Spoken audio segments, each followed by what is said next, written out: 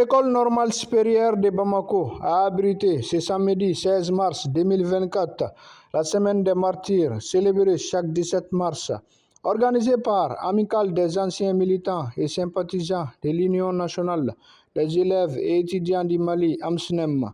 Thème choisi de cette année, l'école malienne. La semaine des martyrs a été institutionnalisée par l'État.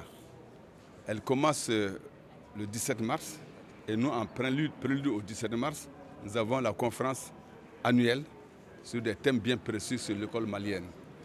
Donc demain, ça sera la marche sur le monument Cabral avec dépôt de germes par le ministre d'État, ministre de l'administration territoriale, porte-parole du gouvernement, le colonel Abdoulaye Maïga.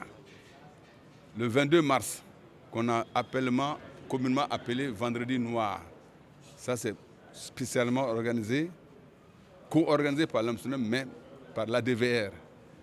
Nous allons faire le regroupement devant le Gabriel Touré jusqu'au cimetière de Nyarela. Le 26 mars va clôturer la semaine des martyrs. Elle sera présidée, cette cérémonie de remise de dépôt de germes de fleurs par le président de la transition, le colonel Assimou Goïta. Aujourd'hui, nous avons seulement la conférence qui est en train d'être animée sur le thème l'apport des écoles privées agréées dans le système éducatif pour une transition réussie. Vous n'êtes pas sans savoir ces derniers temps qu'il y a eu beaucoup de soubresauts autour de ces écoles privées. L'État est en train de tout mettre en œuvre pour qu'il y ait la satisfaction à hauteur de souhait des revendications de cette association. Alors nous avons voulu que cette association, à travers ses dirigeants, vienne nous exposer réellement qu'est-ce que c'est que leur association. Quelles sont les difficultés qui devraient y avoir. Parce que nous sommes nous aussi dans le dialogue, dans la conciliation, dans la médiation. Donc il nous arrive de rencontrer les plus hautes autorités pour voir dans quelle mesure nous pouvons démêler tel ou tel problème. Donc une conférence de la sorte nous permet d'édifier notre lanterne et de faire la résolution des problèmes posés afin de venir à leur secours. La semaine des martyrs, quand vous parlez de Cabral, vous parlez de l'école malienne.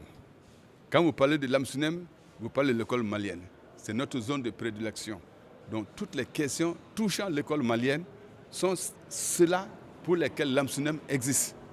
Donc, à coup sûr, on devrait l'incorporer dans notre programme.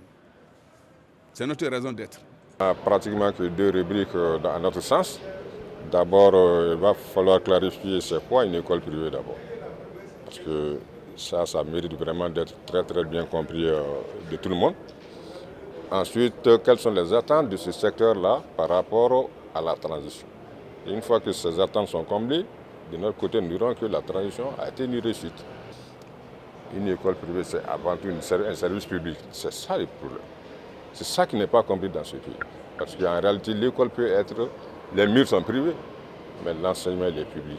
C'est pourquoi, officiellement, dans nos propos au niveau de notre association, nous ne parlons jamais d'enseignement privé. Parce que pour nous, ça n'existe pas.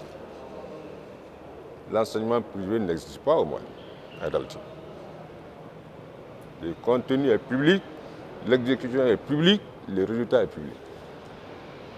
Donc voilà, c'est pourquoi aujourd'hui l'exercice essentiel, ça va être surtout d'expliquer aux gens comme quoi l'école est dans une structure publique, même si l'exécution se fait dans les murs d'un privé. Quelques attestations ont été données aux associations qui ont œuvré au système éducatif malien. Je suis vraiment impressionné. Mes impressions, c'est une manifestation même de joie. Parce que c'est une reconnaissance que vient de faire justement l'AMSNEM à l'égard de la FENAPEM. La FENAPEM a toujours œuvré, mais rarement on a reconnu ses œuvres. Nous travaillons et nous laissons les autres dire. La FENAPEM même, son existence, c'est protéger nos enfants. On a été une fois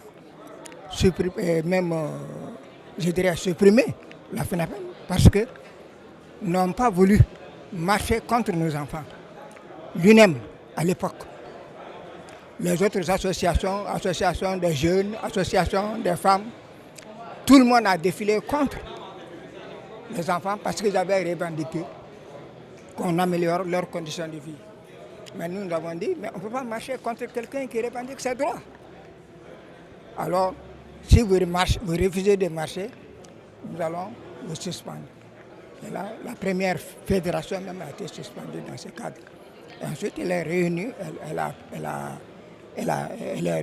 est revenue, elle s'est ressuscitée et elle continue toujours à œuvrer pour le bien-être, pour l'amélioration des conditions de vie des enfants.